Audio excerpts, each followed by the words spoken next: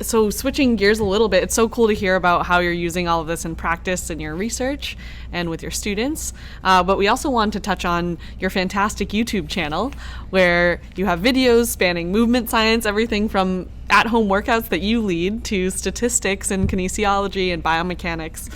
So really just great topics and such rich content. We're wondering what motivated you to start sharing this knowledge via videos on YouTube. What is your home run? What does a success look like to you for this channel? Yeah, that's a great question.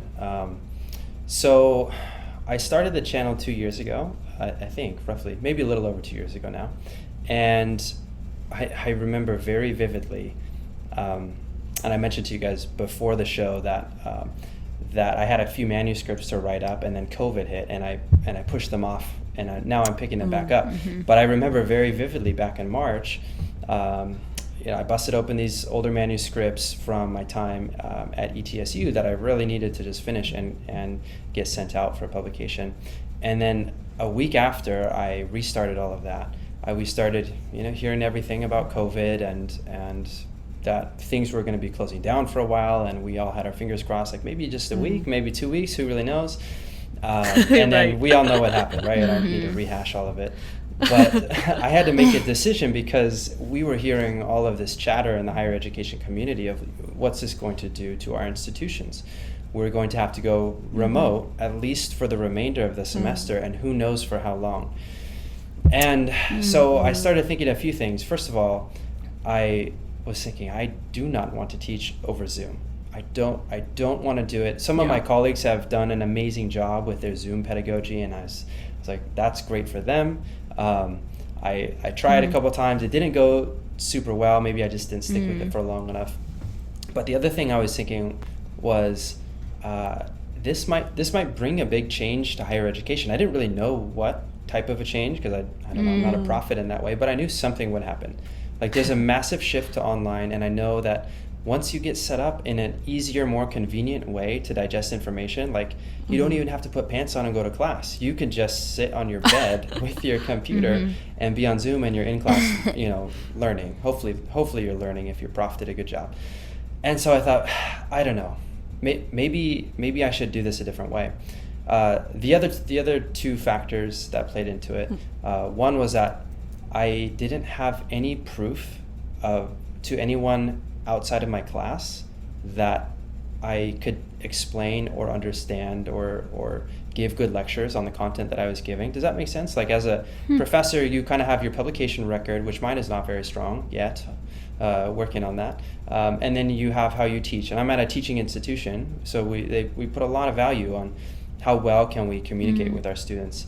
And I thought, man, if our institution closed, that would really stink for a lot of reasons. But I'd have to go out and interview and prove again, that I'm worth hiring as a tenure track professor. And so I thought, maybe if I film really good lecture videos, not only could I do my students the best service possible by giving that to them, and they can watch it over and over again, and then I can interact with them more personally via email or office hours, but also it would build up for me kind of a portfolio of teaching that I could kind of fall back on or send to people and just say, hey, here's a small sample of some things I've done.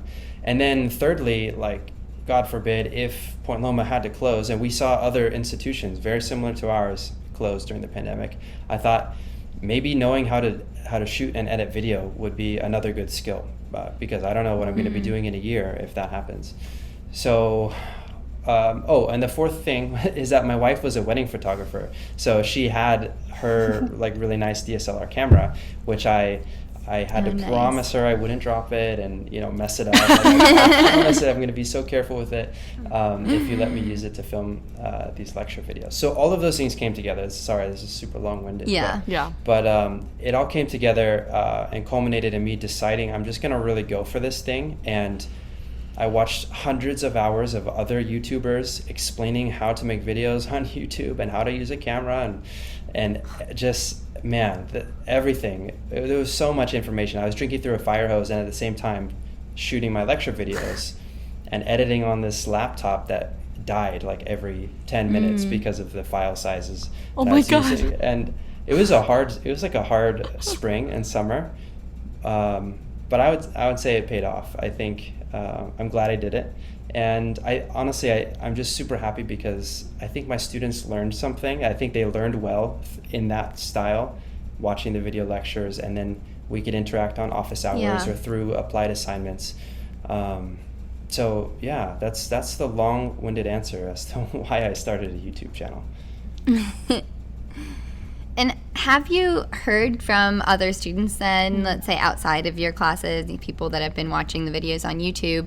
And I guess what I'm trying to get at and what I'm really curious about is what you kind of touched on is this transformation in education. And this is probably a bigger topic than we could cover, but I'm super curious about your thoughts on this because just from your perspective and seeing how powerful your lectures can be and how widely they can be disseminated when it's good content too, and how many people can learn from it. Because I'm also thinking how education is going to be changing in these times. Having a professor in person versus who's you're already doing a million things as a professor, right? And teaching is another one of them, which I know so many professors want to do an amazing job at, but it's hard to really put time into making really good lectures and material for students versus these videos that are becoming available online that are really high quality and students can learn the material in that way, perhaps even better.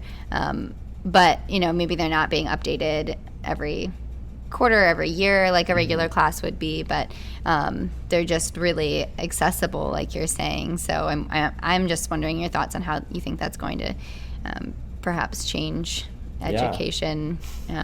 Yeah. I'm going to restart my camera really quick. Just pausing. Okay. There we go. Sorry. I hit record a little early, so I hit the record limit. That's a great question, Melissa, and I appreciate you asking that because at the end of the day, it's fun to look back and see the videos that I made, but if it's not actually improving the learning outcomes for students, then why do it in the first place? And so, I would say I have probably 3 different answers for that.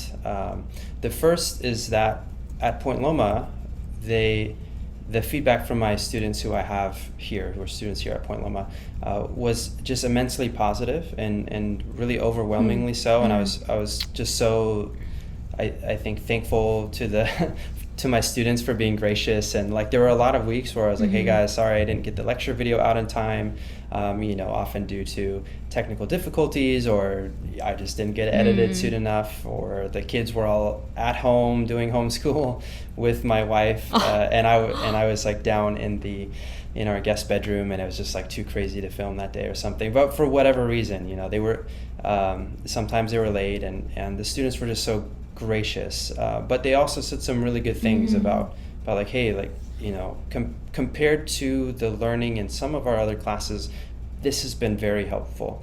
And so that was recognized by some of our by our office of, I'm going to get it wrong, Office of like Teaching and Learning, basically the people who help us to teach really well, and they're amazing. Dr. Jo Clemens over there, she was really formative in helping me establish my teaching philosophy and like understanding once I got here that, hey, there's more ways to teach than just standing at the front and lecturing off of slides. And so she actually was really big in helping in putting me kind of, I guess, elevating what I was doing and using my channel as an example to the rest of the university, and just saying, hey, like, not that everyone has to do this by any means, but if you want to teach well through video, here's a way to do it. And we looked at some of those learning outcomes, and so that was really cool. That was really good feedback, and I was just really grateful for the support of our community here. The other feedback I've gotten, which has been so cool, has been the international community of people who are studying to become strength and conditioning coaches and sports scientists, and especially people taking that CSCS certification.